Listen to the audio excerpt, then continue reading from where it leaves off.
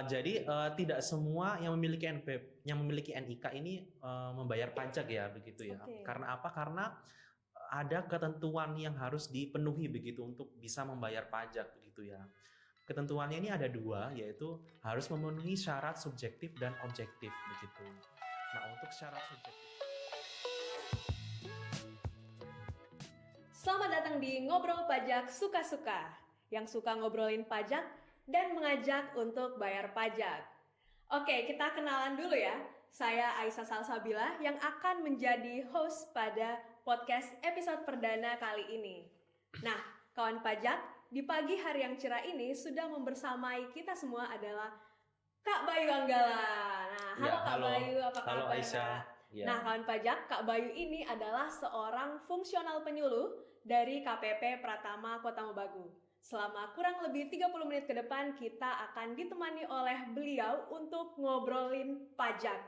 Nah, pada episode perdana ini, kita akan membahas topik yang sedang hangat nih Kak Bayu. Ya, betul. Topiknya Apa tuh topiknya? adalah NIK yang akan menjadi NPWP. Wah, pasti di sini kawan pajak sudah sering ya mendengar tentang Ya. isu-isu ini. Biar lebih jelas lagi, kita langsung saja yuk kita mengobrol dengan narasumber yang sangat kompeten. Nah, Kak Bayu, boleh dijelaskan Ya. sedikit Kak, seperti apa sih NIK menjadi NPWP ini? Oke. Nah, jadi sebenarnya kebijakan NIK menjadi NPWP ini dimulai sejak tahun 2022 begitu. Jadi pemerintah dalam hal ini Direktorat Jenderal Pajak akan menghapuskan NPWP lama dan digantikan dengan NIK sebagai NPWP baru gitu. Intinya itu.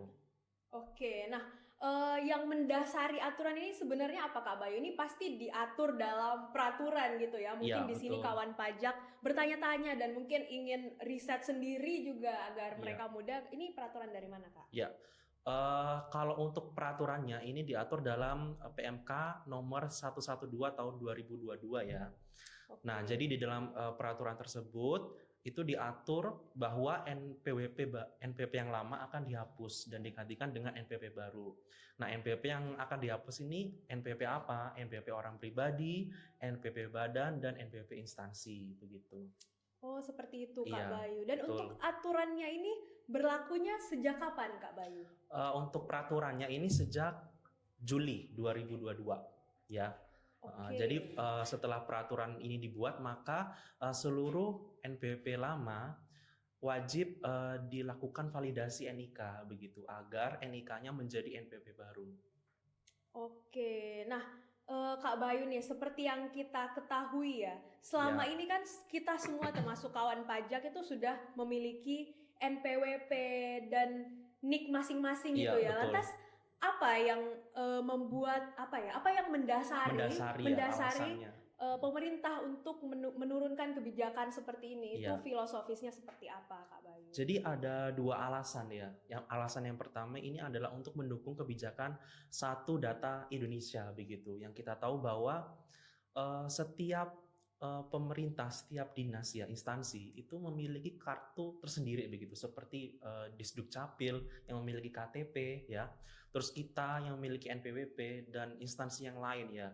Jadi warga Indonesia ini kebanyakan kartu begitu untuk mengurus layanan untuk bisa masuk ke dalam layanan pemerintah begitu ya. Nah, jadi dalam hal ini Direktorat Jenderal Pajak ini untuk mendukung kebijakan satu data Indonesia agar satu kartu ini untuk semua begitu, untuk melayani seluruh layanan pemerintah begitu. Jadi kita ingin agar NPWP ini bisa masuk terintegrasi dalam NIK dalam nomor KTP tersebut. Itu yang alasan yang pertama. Lalu alasan yang kedua adalah untuk sebagai efisiensi dan efektivitas dalam meningkatkan pelayanan administrasi perpajakan begitu. Karena apa? Karena saya pernah mengalami begitu ya, Aisyah ya, bahwa ada satu orang ini memiliki 2 NPWP begitu. Nah, dengan adanya NIK menjadi NPWP ini diharapkan agar kasus-kasus tersebut itu tidak terjadi lagi begitu. Agar nanti satu orang hanya punya satu NPWP saja, yaitu NIK. Oh, seperti itu ternyata. Berarti kawan pajak, dasar dari kebijakan ini adalah tidak lain dan tidak bukan yaitu untuk mempermudah wajib pajak ya Kak Iya, Bayu ya, agar betul. lebih simple ya istilahnya, Betul, agar biar lebih tidak usah simpel. banyak-banyak nomor lah gitu ya. Ya, betul sekali. Memudahkan baik wajib pajak maupun kita juga Kita sebagai juga, petugas ya, administrasi pajak ya. ya karena terkadang itu misal ya alamat di NPWP-nya ini berbeda dengan alamat di KTP-nya begitu. Betul, sering Ya, terjadi iya sering terjadi seperti itu kan. Jadi kita sebagai petugas pajak ini bingung kalau kita mau ke wajib pajak, lokasi wajib pajak, loh kok beda alamatnya Tidak begitu ya, sesuai tidak dengan sesuai. yang ada di KTP, Nah, benar. makanya kita satukan NPWP ke dalam NIK agar kita satu data ya antara Direktorat Jenderal Pajak dengan Disduk Capil gitu. Sudah terintegrasi Iya, semuanya. betul. Kalau di Amerika mungkin ada yang namanya Social Security Number seperti itu. Mereka juga hanya menggunakan single identitas number ya. Dan di situ sudah terkumpul semua itu untuk urusan perpajakan dan nomor dan sebagainya. Oke Kak Bayu, mau nanya lagi nih. Dengan berubahnya NIK menjadi NPWP, bagaimana dengan NPWP lama yang telah kita miliki sebelumnya? Apakah akan masih bisa digunakan lagi setelah NIK ini resmi berlaku sebagai NPWP? Ya. Nah, untuk NPWP yang terdaftar sebelum Juli tahun 2022 ini wajib untuk melakukan validasi NIK ya, begitu ya. Nah, jadi NPWP yang lama begitu itu akan dihapuskan secara otomatis dan hanya bisa digunakan sampai Desember tahun ini, Desember tahun 2023 berarti ya. Nah, jadi nanti NPWP yang baru akan digunakan pada bulan Januari 2024 tahun depan ya. Iya, betul. Jadi ketika ada wajib pajak yang memiliki NPWP dan itu sudah lama ya, sebelum Juli tahun 2022 ini wajib melakukan pemadanan NIK begitu. Agar apa? Agar mereka bisa masuk ke layanan perpajakan dengan NPWP yang baru, yaitu nomor KTP-nya. Oke. Gitu. Berarti untuk NPWP lama kita ini akan otomatis dihapuskan. Tapi ya. Agar kita bisa menggunakan NIK sebagai NPWP, kita perlu validasi seperti itu ya Kak Bayu. Namanya pemadanan NIK. Pemadanan NIK. Oke. Untuk caranya sendiri seperti apa Kak Bayu? Agar saya bisa menggunakan NIK saya nanti sebagai NPWP di tahun depan. Ya, caranya ini kawan pajak tinggal login aja begitu di djponline.pajak.go.id. Jika kawan pajak belum mendaftar dalam DJP online, kawan pajak mendaftar dulu ya, registrasi dulu begitu. Nah, setelah registrasi dan bisa login, kawan pajak merubah data di menu profil ya. Ya, di menu profil itu kawan pajak isi data kawan pajak ini menurut KTP dan KK-nya begitu. Nah, apakah sesuai dengan data antara data di profil tersebut dengan data yang ada di KK atau KTP ya. Jika tidak sesuai, maka kawan pajak perlu merubah isinya sesuai dengan KTP dan KK-nya begitu. Baik, berarti untuk pemadanan NIK ini tidak perlu datang ke kantor pajak. Tidak perlu. Jadi sebenarnya pemadanan NIK ini bisa dilakukan sendiri ya, secara online lewat gawai masing-masing. Iya, bisa diakses lewat internet begitu. Untuk websitenya ini djponline.pajak.go.id begitu. Oke, cukup mudah ya Kak Bayu. Iya, sebenarnya cukup mudah begitu. Jadi kawan pajak tinggal mengisi begitu. Kalau misalkan tanggalnya salah, maka disesuaikan dengan KTP dan KK-nya begitu. Nanti kawan pajak langsung klik ubah profil ya. Nah, apabila nanti kawan pajak melihat statusnya sudah valid ya dan itu udah hijau ya, berarti sudah valid begitu, sudah terintegrasi ya. NIK-nya bisa digunakan sebagai NPWP begitu. Nah, kalau masih merah, wah berarti ini masih ada yang salah begitu dalam proses validasinya. Baik, kurang dari 5 menit ya kawan pajak untuk melakukan proses validasi NIK ini. Oke, nah itu kan untuk NPWP yang perorangan ya Kak Bayu ya. Sedangkan yang kita ketahui ada juga NPWP untuk badan misalnya dan instansi. Yang kita tahu juga badan dan instansi kan ini tidak memiliki NIK ya Kak Bayu. Untuk perlakuannya seperti apa itu ketika sudah menerapkan NIK sebagai NPWP? Iya. Jika NPWP orang pribadi ini wajib dilakukan pemadanan NIK ya di DJP online ya. Tapi untuk NPWP badan dan instansi ini akan diberikan secara otomatis begitu. Jadi NPWP yang lama ini akan ditambahkan angka 0 di depannya begitu. Oh, Ya. baik. Jadi nanti formatnya ini sama dengan NPWP orang pribadi, yaitu yang memiliki 16 digit. Berarti Begitu. hanya berubah 1 digit yang Iya, paling depan. hanya ditambahkan saja 0 Baik. Itu di secara depannya. otomatis Kak Secara Bayu? otomatis itu. Nanti kita akan kasih DJP, Direktorat Jenderal Pajak akan terbitkan NPWP yang baru dengan penambahan angka 0 di depannya. Oke, berarti wajib pajak tidak perlu mengubah seperti validasi NIK Iya, tidak perorangan, perlu. melainkan Betul. langsung otomatis berubah Iya, sendiri. otomatis begitu. Kalau untuk NPWP badan dan instansi pemerintah begitu.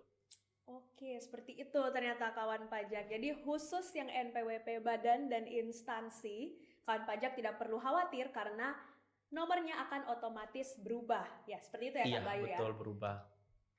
Oke, selanjutnya. Nah, kita ketahui juga nih Kak Bayu, ketika NIK itu dijadikan sebagai NPWP, apakah semua orang yang memiliki NIK itu otomatis berstatus sebagai wajib pajak? Sedangkan Harus kita bayar pajak begitu ya? sedangkan kita tahu semua orang yang sudah memiliki KTP itu kan, berarti otomatis menjadi wajib pajak kah, harus membayar pajak atau seperti apa Kak Bayu? Oh iya.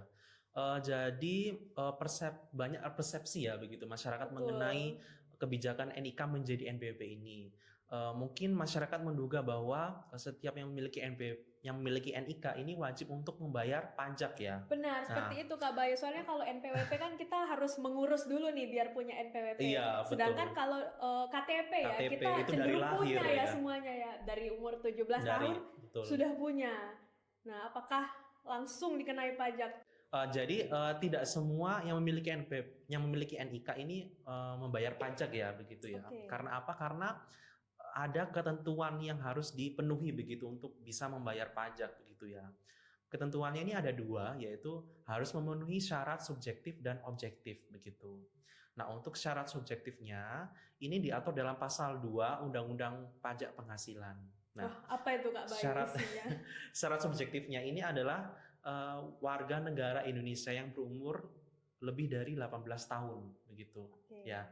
Jadi ketika ada warga negara Indonesia atau WNI yang berumur di atas 18 tahun begitu dan memiliki KTP ya, ini wajib sudah memenuhi syarat subjektif begitu. Nah, terus yang kedua ini syarat objektif ya. Syarat objektif ini adalah ketika orang tersebut memiliki penghasilan begitu.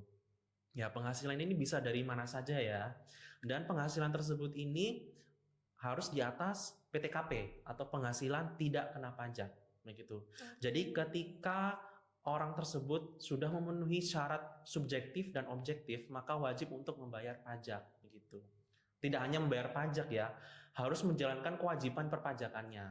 Begitu. Berarti semua yang seperti melapor gitu ya, ya, jadi lapor, kewajiban bayar. Ya.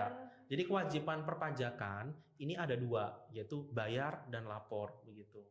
Nah, kalau bayar ini ketika orang tersebut ini sudah memenuhi syarat subjektif dan objektif.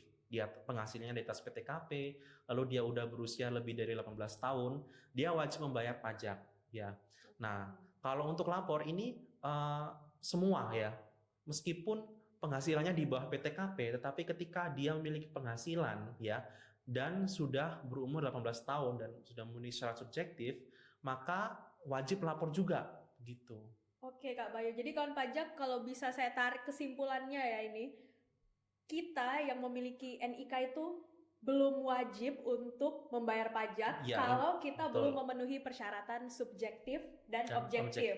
Ya, betul. Oke, dan untuk kewajiban lapor pajak itu tetap harus dilakukan meskipun salah satu persyaratan tidak dipenuhi, seperti itu Kak Bayu? Iya, betul sekali. Jadi contoh ya, misalkan anak SMA gitu, apakah anak SMA harus membayar pajak gitu? Ya enggak kan? Mereka tidak punya penghasilan ya, yang pertama. Betul. Mungkin anak SMA ada yang berumur 18 tahun ya, tetapi dia tidak memenuhi syarat objektif, maka dia tidak wajib untuk membayar pajak begitu.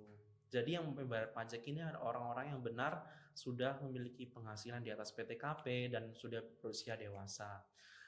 Meskipun ketika masih anak-anak ya, dia tidak memenuhi syarat subjektif, tetapi dia sudah memiliki penghasilan seperti pemain sinetron ya, anak-anak ya, artis-artis cilik gitu ya. Nah, mereka kan belum berusia 18 tahun, tapi mereka sudah memiliki penghasilan. Bagaimana pajaknya? Pajaknya akan digabungkan dengan orang tuanya, begitu. seperti Jadi itu. penghasilannya akan Ya. digabungkan ke dalam penghasilan orang tuanya. Nanti diakumulasi lalu dihitung pajaknya. Baik, walaupun NIK ini sudah diberlakukan sebagai NPWP, namun tidak serta-merta semua warga negara yang memiliki NIK itu tidak serta-merta dikenakan pajak ya, benar Iya, ya Kak Bayu betul ya? sekali. Karena tetap harus ada persyaratan tertentu nih yang harus dipenuhi, yaitu syarat subjektif maupun syarat objektif. Oke, apabila wajib pajak sudah memenuhi syarat subjektif tapi belum memenuhi syarat objektif, apakah tetap membayar pajak Kak Bayu? Bagaimana? Sudah memenuhi syarat subjektif, tapi objektifnya itu tidak terpenuhi misalnya. Ya, tidak membayar pajak gitu. Karena tidak perlu. Ya, betul. Karena apa? Karena penghasilannya tidak dikenakan pajak. Penghasilannya masih di bawah PTKP. Wah, ya. Ada istilah baru lagi nih kawan pajak. Apa itu Kak Bayu? Ya, PTKP? jadi PTKP adalah penghasilan tidak kena pajak ya. Jadi ketika kita memiliki penghasilan tapi di bawah PTKP, maka penghasilan kita ini tidak dikenakan pajak. Begitu. Nah, PTKP ini diatur dalam peraturan Undang-Undang Pajak Penghasilan ya. Untuk PTKP ini dibedakan berdasarkan dari status wajib pajak itu sendiri. Seperti apa tuh Kak Bayu contohnya? Nah, jadi ketika statusnya ini belum menikah atau masih single, itu berarti statusnya tidak kawin dan tidak memiliki tanggungan. Ya, berarti TK 0 ya. TK 0 ya. Nah, jika TK 0 itu PTKP-nya adalah 54 juta per tahun ya. Nah, kalau kita bulankan ya, berarti penghasilan per bulannya adalah 4,5 juta ya. Jadi ketika penghasilan di bawah 4,5 juta per bulan, maka penghasilan kita tidak dikenakan pajak. Nah, apabila lebih dari itu maka dikenakan pajak. Tapi begitu. Ini khusus wajib pajak dengan status TK 0. TK 0 ya, yang tidak menikah dan tidak memiliki tanggungan. Jadi begitu. Seperti Kak Bayu ini seperti saya juga ya, kita masih TK 0. Ya. Selanjutnya selain TK 0 ada status apa lagi ya, Kak Bayu? Jadi statusnya ini dibedakan menjadi dua ya. Status menikah dan tidak menikah, serta memiliki tanggungan atau tidak memiliki tanggungan ya. Nah, kalau untuk menikah nanti ditambahkan 4.500.000 ya. Ini kan TK 0 tadi berapa? 54 juta ya. Nah, kalau menikah tapi tidak memiliki tanggungan, berarti kan K 0 ya. Berarti ya, itu nanti akan ditambahkan 4.500.000 jadi 58.500.000 begitu. Nah, lalu jika memiliki anak ya misalkan ya, maka ditambahkan lagi 4.500.000 jadi 63.500.000 nanti per tahunnya. Dan seterusnya seterusnya itu ya. Sampai maksimal PTKP-nya ini maksimal K3 ya. Jadi kawin dan memiliki 3 tanggungan. Kalau tanggungannya ada 4 itu nggak boleh. Harus maksimal ya, 3. Maksimal 3. Dan tanggungannya pun ini diatur begitu. Harus yang belum memiliki penghasilan, yang belum bekerja begitu. Lalu memiliki hubungan darah, keluarga, saudara dan semenda begitu. Kayak misalkan mertua ya, terus orang tua begitu. Atau anak gitu ya. Iya, betul. Jadi tanggungan ini yang tidak memiliki penghasilan. Ya intinya. Kalau sepupu gitu Kak Bayu? Kalau sepupu tidak boleh. Tidak masuk. Iya, tidak masuk karena sudah diatur dalam undang-undang bahwa hubungannya ini harus sedarah dan semenda begitu. Oke, seperti itu ternyata ya Kak Bayu. Iya. Untuk pajak penghasilannya sendiri nih, kan kita ketahui bersama bahwa tidak semua orang memiliki penghasilan yang sama ya. Pekerjaan setiap orang berbeda-beda, penghasilannya pun berbeda-beda. Nah, iya. Untuk pengenaan tarifnya sendiri bagaimana Kak Bayu? Nah, kalau untuk pengenaan tarifnya, Indonesia menerapkan tarif progresif ya untuk tarif pajak penghasilan ini. Jadi tarif pajak penghasilan ini diatur dalam pasal 17 Undang-Undang Pajak Penghasilan ya. Nah, jadi dalam pasal tersebut ini diatur begitu. Dibagi menjadi 5 lapisan ya. Lapisan yang pertama itu adalah tarif 5% ya. Tarif 5% ini untuk penghasilan antara 0 sampai 60 juta begitu. Nah, kalau untuk yang tarif yang kedua itu 60 juta sampai 250 juta, ini tarifnya 15%. Tarif yang ketiga itu adalah 25%, itu untuk penghasilan netonya ya, penghasilan kena pajaknya itu 250 juta sampai 500 juta ya. Lalu untuk lapisan berikutnya ini 30%. 30% ini 500 juta sampai 5 miliar. Nah, untuk lapisan yang terakhir ini jika penghasilan kena pajaknya di atas 5 miliar. Nah, tarifnya berapa? Tarifnya ini 35% ya. Jadi maksimal tarif di Indonesia ini adalah 35% untuk wajib pajak orang pribadi yang memiliki penghasilan kena pajak di atas 5 miliar. Gitu. Berarti semakin besar penghasilannya, semakin tinggi penghasilannya maka semakin tinggi tarifnya, ya? Betul. Jadi saya contohkan ya begitu ya perhitungannya ya. Biar lebih mudah nih kawan pajak untuk memahami. Jadi yang dihitung ini berdasarkan dari penghasilan kena pajak begitu ya, bukan penghasilan bruto ya, bukan. Jadi penghasilan kena pajak. Penghasilan kena pajak ini adalah penghasilan bruto setelah dikurangi dengan pengurangan, maka akan didapatkan penghasilan kena pajak ya. Setelah diketahui penghasilan kena pajaknya, misalnya penghasilan kena pajak saya ini 100 juta begitu ya. Nah, maka itu akan masuk ke dalam tarif yang pertama dan tarif yang kedua. Oh, berarti yang kenanya double dong Kak Bayu? Ada 2 lapisan ya kita hitungnya. Lapisan yang pertama ini yang 60 juta tadi ya? 60 juta dikalikan 5%. Lalu lapisan yang kedua ini sisanya dari 100 juta berapa? 40 juta ya berarti ya? Oh, paham. Berarti 40 juta, dikurangkan gitu ya Kak Bayu? Betul, 40 juta dikalikan 15%. Nanti dijumlahkan itu adalah penghasilan, itu adalah PPh saya ya dalam setahun gitu. Berarti nggak langsung memilih lapisan kedua nih karena mungkin penghasilan Kak Bayu 100 terus memilih lapisan kedua. Tidak seperti itu jadi ya? harus diperhitungkan di awal dulu. Oke, saya paham Kak Bayu. Semoga kawan pajak di sini juga tidak bingung ya. Terus bagaimana dengan kawan pajak yang memiliki usaha Kak Bayu? Untuk perhitungannya bagaimana? Apakah ada perbedaan dengan tarif lapisan yang tadi atau bagaimana? Boleh dijelaskan? Nah, untuk wajib pajak usahawan ya tadi ya, itu mendapatkan tarif khusus ya, karena sudah diatur dalam undang-undang begitu. Pemerintah mengeluarkan undang-undang yaitu peraturan pemerintah nomor 55 tahun 2022 yang mengatur pajak penghasilan bagi UMKM, usaha kecil, mikro dan menengah. Tarifnya berapa? Tarifnya adalah 0,5% dari peredaran bruto. Gitu. Berarti patokannya bukan penghasilan neto ya seperti pada kasus sebelumnya. Ya, jika pada tarif pasal 17 itu memakai penghasilan neto begitu, atau penghasilan kena pajak, tapi kalau dalam tarif UMKM ini itu dapat dari peredaran brutonya atau dari omsetnya. Dari omsetnya begitu. Kalau istilah usahawan sih biasanya penghasilan kotor. Bukan bersihnya ya. Kalau bersihnya kan dia keuntungan. Betul. Nah, ini diambil dari penghasilan kotornya. Untuk wajib pajak orang pribadi, yang memiliki usaha, ini memiliki batasan tertentu begitu ya. Khusus untuk wajib pajak orang pribadi. Jadi batasan untuk wajib pajak orang pribadi ini adalah 500 juta ya. Jadi ketika omsetnya di bawah 500 juta, maka penghasilannya tidak dikenakan pajak. Ya. Oh, seperti itu. Berarti tidak langsung semua nih, semua pelaku usaha baik yang kecil maupun besar. Tapi itu untuk khusus wajib pajak orang pribadi saja. Kalau untuk badan seperti apa? Kalau untuk badan tidak diatur ya. Jadi berapapun omsetnya dikalikan 0,5%. Begitu. Mau itu menyentuh 500 juta ataupun sebelum menyentuh 500 juta, itu berapapun untuk wajib pajak badan itu langsung saja dikalikan dengan tarif 0,5% gitu. Tapi kalau untuk orang pribadi itu wajib dikurangkan dulu dengan 500 juta gitu. Misal nih Kak Bayu, misal saya punya usaha nih, jualan apa ya enaknya, jualan es misalnya ya. Betul. Dalam 1 tahun itu usaha saya awalnya nggak sampai 500 juta. Waktu anggaplah pertengahan tahun nih, omset saya itu 400 juta.